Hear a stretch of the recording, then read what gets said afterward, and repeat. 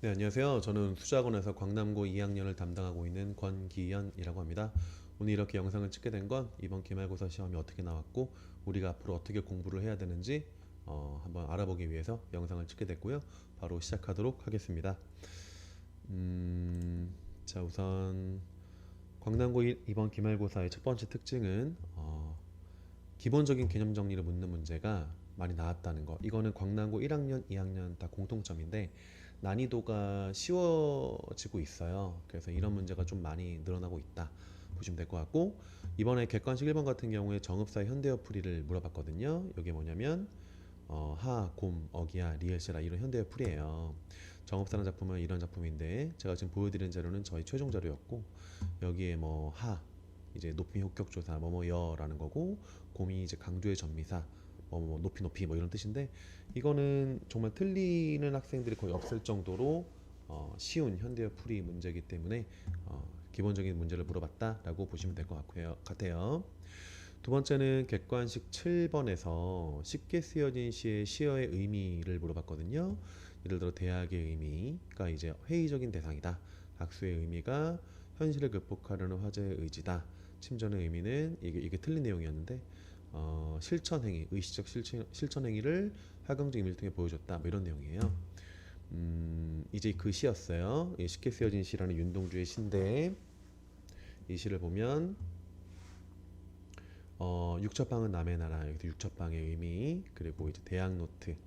이 수업을 이 대학 노트를 끼고 늙은 교수의 강의를 들어간다 전체가 결국 암담한 현실에 회의하는 그런 윤동주의 삶을 보여주는 시라서 약간 맞는 선택지로 나왔고, 그다음 이 마지막에 있는 뭐 등불 어둠 아침 악수 이런 의미들이 되게 중요한 시어들이었는데, 출제됐던 이제 악수의 의미가 이런 의미로 출제가 됐다라고 보시면 될 것 같고, 아까 위에 이건 보시면 될 것 같습니다. 그래서 거의 출제가 예상되는 그냥 시어들의 의미를 그대로 출제해서 난이도가 좀 무난한 문제였다라고 보시면 될 것 같고요.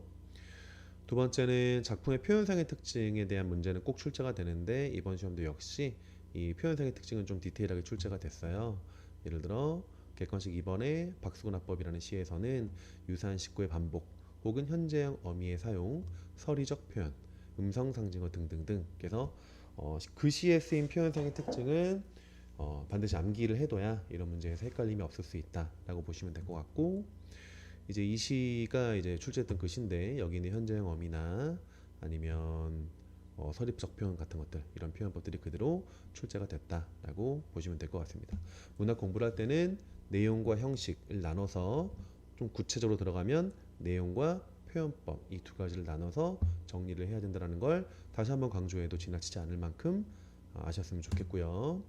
그 다음 객관식 10번 같은 경우는 경어체, 태평천하라는 소설이었는데, 서술자는 경어체를 사용해서 독자와의 거리를 멀어지게 하고 있다. 이게 틀린 오답 선택지로 나왔거든요. 이 내용은 결국 요 경어체 구어체 효과가 서술자가 독자와의 거리를 좁히면서 윤직원에 대한 인물에 대한 풍자를 극대화되는 이 내용을 그대로 바꿔서 출제를 한 거라고 보시면 될 것 같고, 여기 있는 이 특징 당연히 너무나 출제확률이 높은 내용이어서 예상되는 표현상의 특징, 서술상의 특징을 출제했다라고 보시면 될 것 같습니다.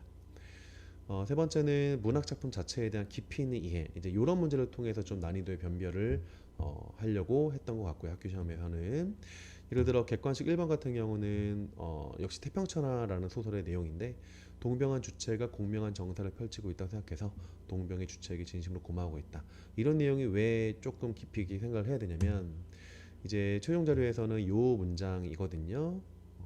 남은 수십만 명 동병해줘서 우리 조선놈 보호해주니. 이 남이 일제고 일제가 병사를 일으켜서 우리 조선을 보호해주니 고마운 세상이다라는 무개념적인 발언을 하고 있는 소설인데, 요 문장 하나하나 단어 하나하나가 무슨 의미인지를 기억하지 못하면 의외로 많이 틀릴 수 있는 문제가 이런 문제다.